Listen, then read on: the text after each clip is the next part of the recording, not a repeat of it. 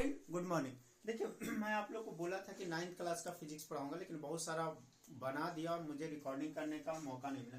लेकिन ये क्वेश्चन है write the formula to find the magnitude of gravitational force between the earth and object. ये बोल रहा है कि अर्थ जो है,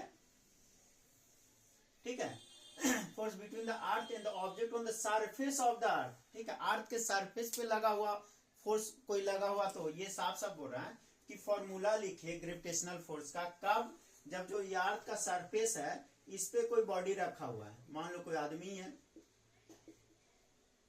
ठीक है, कोई आदमी है, तब आपको ले तो इसके लिए करना क्या है कि अर्थ को हम लोग मान लेते हैं स्फीयर।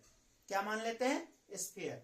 और उसके सेंटर से इसका डिस्टेंस लेते हैं तो जो अर्थ का रेडियस है वही हो जाएगा। यहाँ पे मान ले रहे हैं आर, मतलब यहां से यहां तक डिस्टेंस क्या ले लिया हम लोग?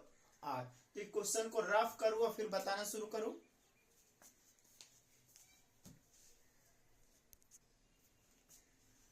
देखिए कह रहा है कि अर्थ के सरफेस पे कितना फोर्स लगेगा अगर कोई ऑब्जेक्ट कौन सा force? Gravitational force. You know that gravitational force attraction force होता है। क्या पढ़े हैं? ग्रेविटेशनल फोर्स, जी का मतलब ग्रेविटेशन, तो gravitational force equal to G capital M small m by r square. ये एक बॉडी का है, ये दूसरे बॉडी, ये दोनों के बीच के डिस्टेंस का है, यही है ना। तो यहाँ पे जो अर्थ है उसका मास मान लिया हम लोग एम, अर्थ के जो सेंटर है उसको मान लिए ओ, ठीक है, इससे इसका डिस्टेंस हम लोग मान ले रहे हैं आर, ठीक है। सेंटर से अर्थ के सरफेस तक के जो डिस्टेंस है उसको कह रहे हैं कैपिटल आर। और यहां पे कह रहे हैं कि कोई बॉडी रखा हुआ है, ठीक है, कोई बॉडी रखा हुआ, आदमी है मान लिए। क्या मान लिए? आदमी है। तो इस आदमी पे कितना फोर्स लग रहा है? ग्रेविटेशनल फोर्स सही निकालना है ठीक है। तो let mass of the object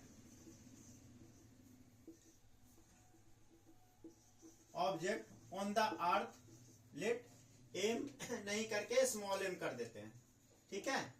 late m be the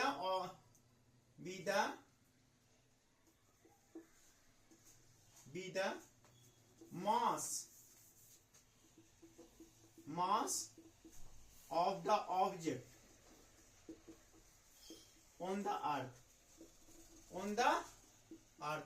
एक पॉइंट क्लियर, ठीक है। दूसरा हम लोग बोल रहे हैं ये तो जो ऑब्जेक्ट आदमी है, कुछ भी मान लिया वो आदमी है, इस आदमी का मास मान लिया आप स्मॉल एम, इसका दिया है स्मॉल एम, और मास ऑफ द अर्थ ये मान लिए कैपिटल एम। क्या मान लिए? Capital M. इन दोनों के बीच का डिस्टेंस, इस सेंटर से ये जो अर्थ सरफेस है उसके बीच का डिस्टेंस को मान लिए आर, ठीक है। तो रेडियस ऑफ द अर्थ समझ में आ रहा है कि नहीं आ रहा है? ये क्या है? दोनों के बीच डिस्टेंस, ठीक है, इक्वल टू आर। और ये क्या है? Distance between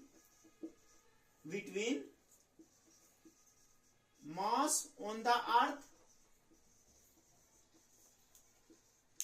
and centre of the earth ये है। क्लियर है? यहां तक जल्दी लिख लीजिए।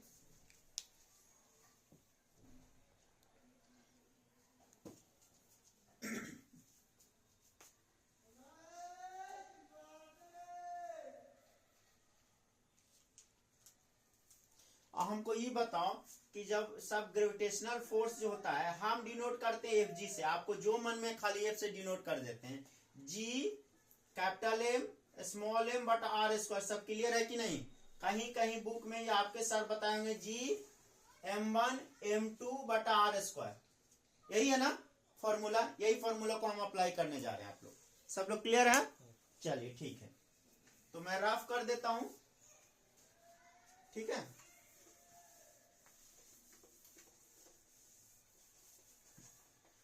तो देखो ये जो ग्रेविटेशनल फोर्स है इसको एफ ही मान लीजिए, एफ जी नहीं करके पढ़े तो हम तो एफ जी करके देते हैं। तो एफ है। अब ये बताओ जी यही फॉर्मूला पड़ा जी। और ये कैपिटल एम किसका है, अर्थ का मास है। स्मॉल एम क्या है, जो बॉडी है उसका मास है। और दोनों के बीच का डिस्टेंस क्या है, आर है, तो आर स्क्वायर नहीं होगा। ठीक है, तो एफ जी इक्वल टू क्या हो गया, gravitational force on the earth equal to क्या हो गया, G capital M small m बटा आर स्क्वायर, बटा आर स्क्वायर। क्लियर नहीं है, कोई दिक्कत है इसमें? नहीं। कितना इजी क्वेश्चन है। अब भाई कोई बॉडी है उस पर रखा हुआ है, उस पर भी आपको निकालना, तो आप फट से नहीं निकाल सकते। ठीक है, तो एक क्वेश्चन इसी पे मैं बनवाता हूं कि कोई बॉडी अगर कि एम मास का मान लेते हैं कि 70 केजी का एक बॉडी रखा हुआ है या 40 केजी का एक बॉडी रखा हुआ है, तो क्या होगा।